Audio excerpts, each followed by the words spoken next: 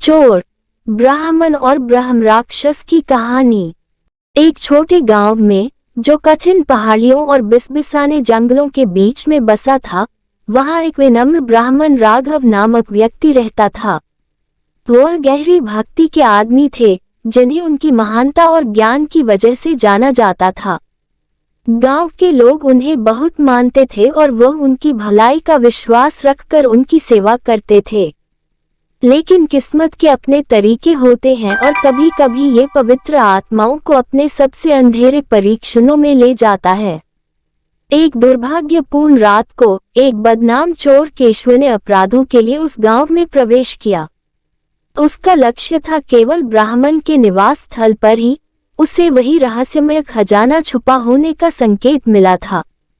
जैसे जैसे रात बढ़ी, केशव धीरे धीरे राघव के सादे आवास में की घुसा। ब्राह्मण गहरी ध्यान में था, उनको खतरे का पता तक नहीं था। केशव ने उपायुक्तता से उसकी खोज की, खजाने का पता लगाने की आशा में सब कुछ उलट दिया। अचानक अलौकिक रोशनी कमरे में भर गई, हवा तेज हो गई और केशव को उसकी रीढ़ के ऊपर एक ठंडक का संवेदना हुआ। एक दहाड़ीला आकृति पर केशव की नजर पड़ी।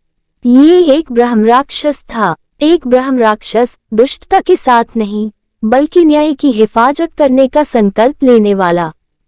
मूर्ख मानव, ब्रह्म राक्षस की आवाज गूंजी, तुम इस पवित्र स्थल की शांति को बाधित करने का साहस करते हो। अब जाओ, या बुरे परिणामों का सामना करो।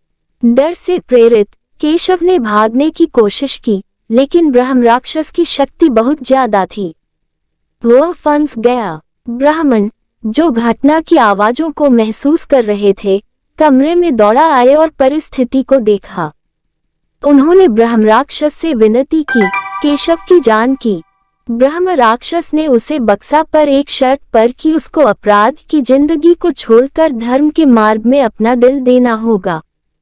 इस दूसरे मौके के इस प्रार्थना को देखकर केशव ने वायदा किया कि उसके तरीकों को सुधारने का प्रयास करेगा। राघव, हमेशा दयालु आत्मा, ने केशव को अपनी छाया में लिया। समय के साथ केशव बदल गया। उसने ब्राह्मण के शिष्य के रूप में जीवन जिया, करुणा, विनम्रता और भक्ति की दिशा में आगे बढ़ा। सालों बीत गए और एक बार आपराधिक चोर एक आशा की किरण बन गया, दयालुता और ज्ञान का प्रसार करता गया। गांव उसका डर नहीं रखता था, बल्कि उसका सम्मान करता और उसकी प्रशंसा करता था।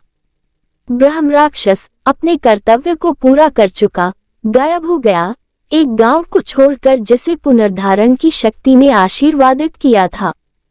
राघव, केशव और ब्रह्म राक्षस की कहानी एक पौराणिक कहानी बन गई, पीढ़ियों के माध्यम से बड़े लोगों की करुणा और बुराई की अंधकार में भी बदलाव की सामर्थ्य को उजागर करती है। ये दर्शाता है कि भलाई की विजय, अंधेरे के दिल में भी किसी के साथ कुछ अच्छा हो सकता है। इस वीडियो में आपको कुछ भी अच्छा लगा हो और कुछ सीखने को मिला हो तो प्लीज चैनल को सब्सक्राइब और वीडियो को लाइक, कमेंट, शेयर करना मत भूलना। हम आपके लिए अच्छे कंटेंट लाते रहेंगे।